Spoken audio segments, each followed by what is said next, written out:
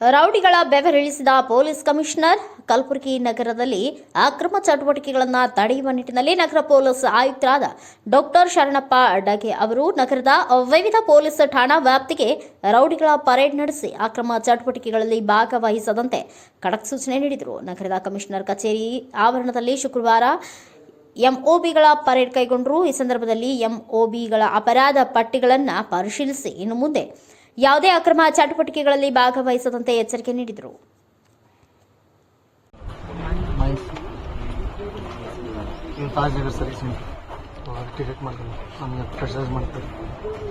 ಏನಾಗ್ಬಿಡ್ತದೆ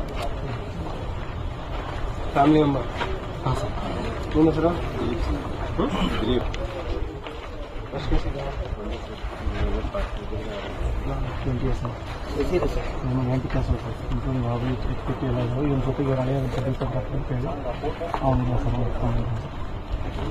ಎಷ್ಟು ನಡೀತಾ ಇದೆ ಕೋರ್ಟಲ್ಲಿ ಕೇಸ್?